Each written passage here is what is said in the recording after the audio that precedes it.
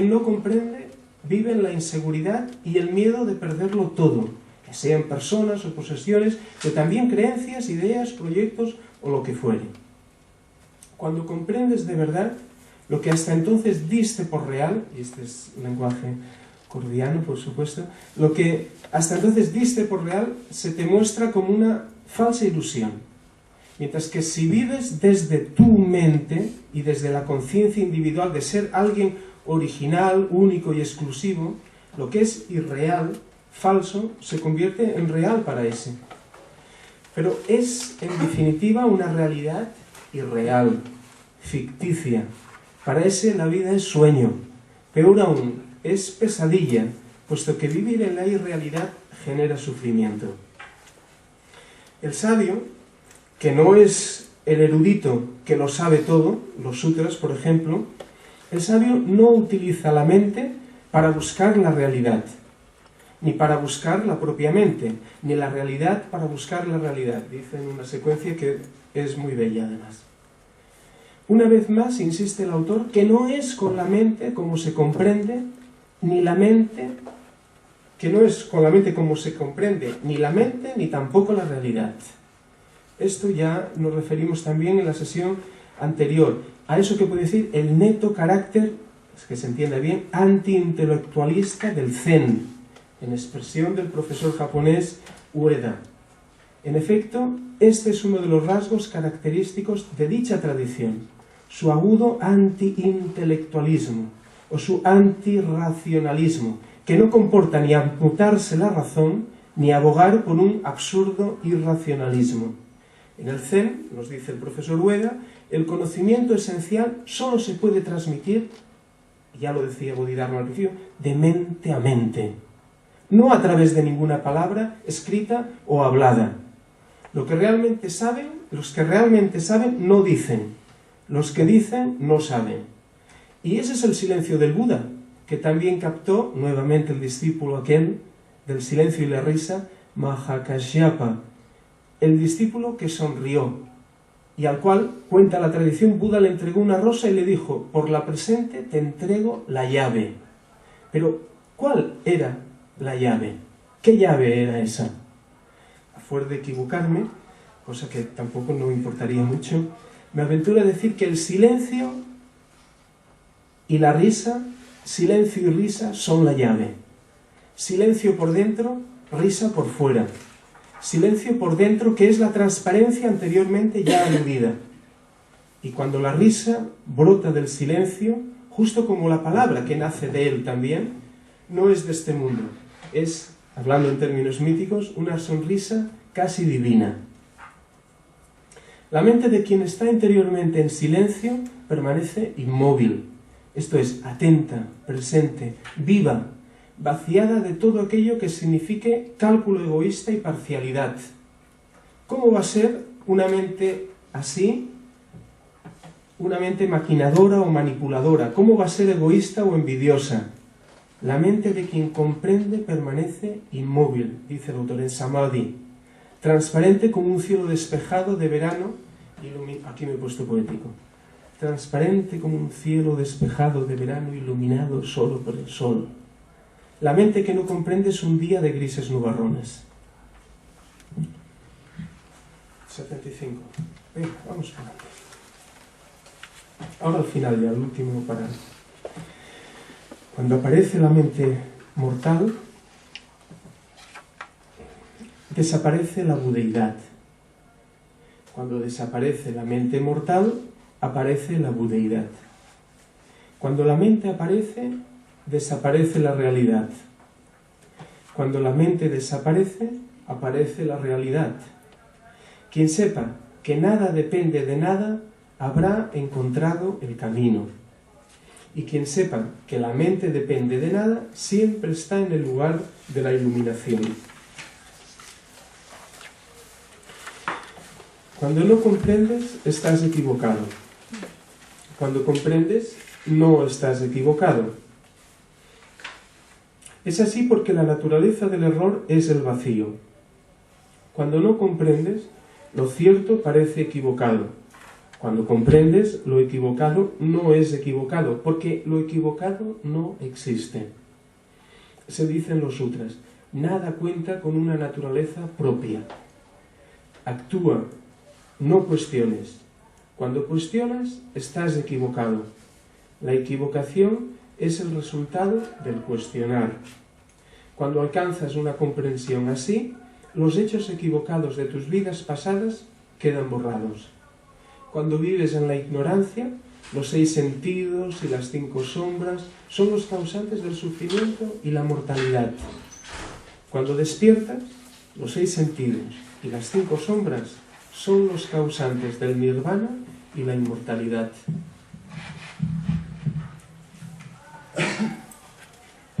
El texto continúa argumentando en la misma dirección. Cuando aparece la mente mortal, mi mente, desaparece la budeidad, que es la mente, mayúscula. Cuando considero la mente como mi mente, encubro el vacío absoluto con mis construcciones, con mis objetivaciones.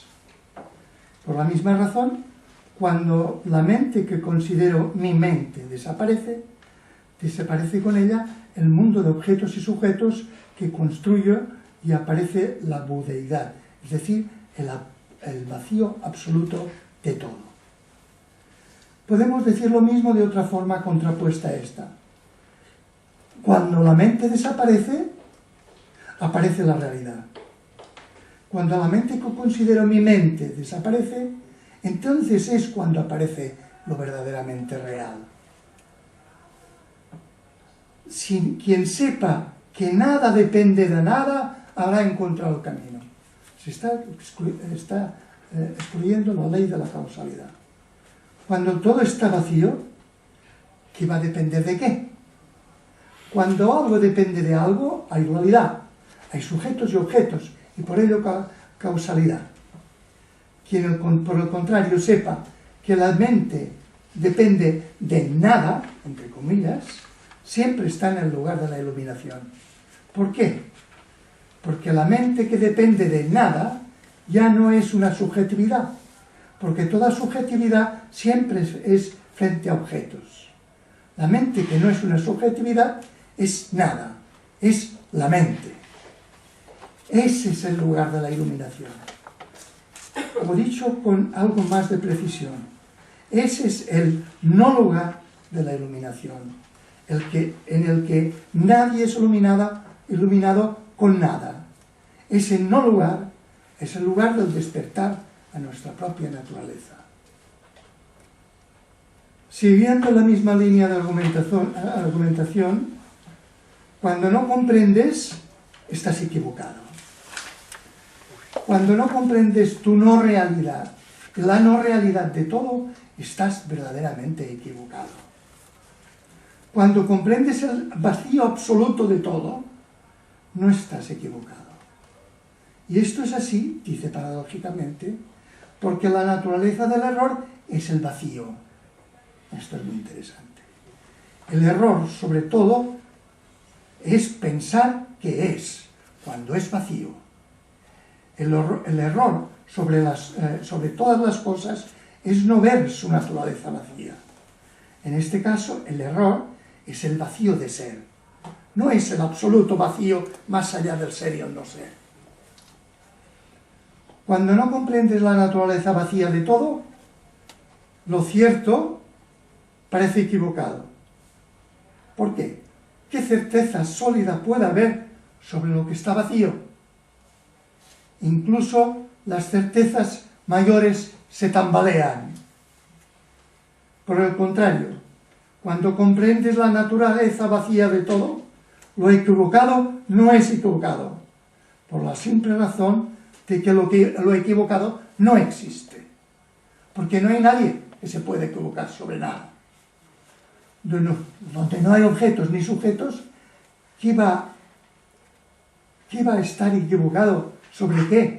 Si todo es el vacío absoluto de toda posible realidad y categorización. Nada cuenta con naturaleza propia. Esta es la grave afirmación. Nada cuenta con naturaleza propia. actúa, no cuestiones. Ya veréis en qué sentido. Actúa desde la espontaneidad del no ego. Solo el ego tiene pretensiones y tiene que calcularlas. Cuando el ego está completamente silenciado, porque se sabe vacío, porque ha conocido su no realidad, no tiene pretensiones. Y al no tener pretensiones, ninguna actúa espontáneamente. Porque actúa desde el seno de la unidad. Prosigue el texto. Cuando cuestionas, estás equivocado. La equivocación es el resultado de cuestionar. Y la razón es obvia. Cuando cuestionas, ya te has situado en el terreno de un sujeto frente a objetos y sujetos. Haciendo eso, ya estás equivocado. Cuando no hay nadie frente a nada, ¿qué cuestión cabe? Si cuestionas, es que hay alguien frente a algo. Cuando alcanzas la comprensión de que no hay nada frente a nada, ni nadie, los hechos equivocados de tus vidas pasadas, de tu vida entera, quedan borrados. ¿Por qué? Porque cuando te sabes nadie, nadie hizo nada.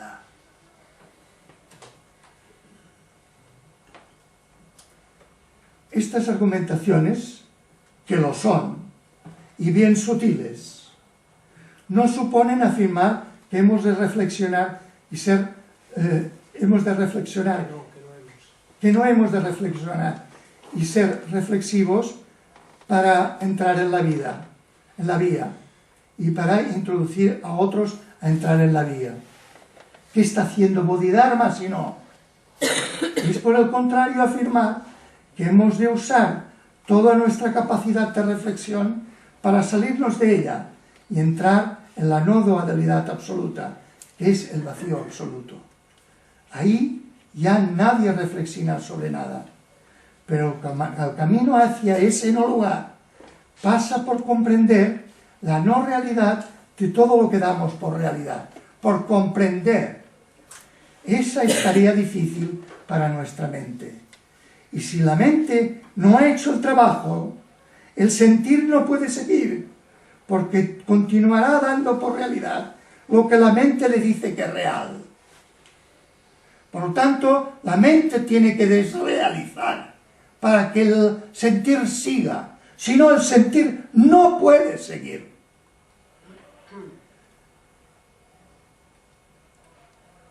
Cuando se vive en la ignorancia, los 6 sentidos y las 5 sombras, son los agregados, y es muy lógico. La forma fisiológica, la sensación, la percepción, el impulso, los instintos y la conciencia. Estas sombras son los causantes del sufrimiento y la mortalidad, porque son los que generan el convencimiento de que soy alguien venido a este mundo. Los sentidos captan la realidad como exterior a ellos. La forma de mi condición de ser viviente, las sensaciones y las percepciones construyen un dentro y fuera.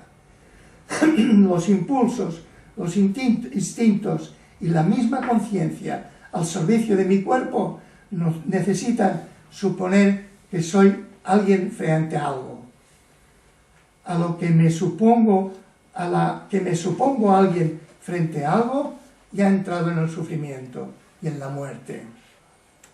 Cuando despiertas, esos mismos 6 sentidos y esas mismas 5 sombras son los causantes del nirvana y la inmortalidad, porque a través de ellos, y sólo a través de ellos, ves el vacío de toda forma, y en toda forma al vacío sin dualidad ninguna. Cuando no hay nadie frente a nada, se termina el sufrimiento y la muerte.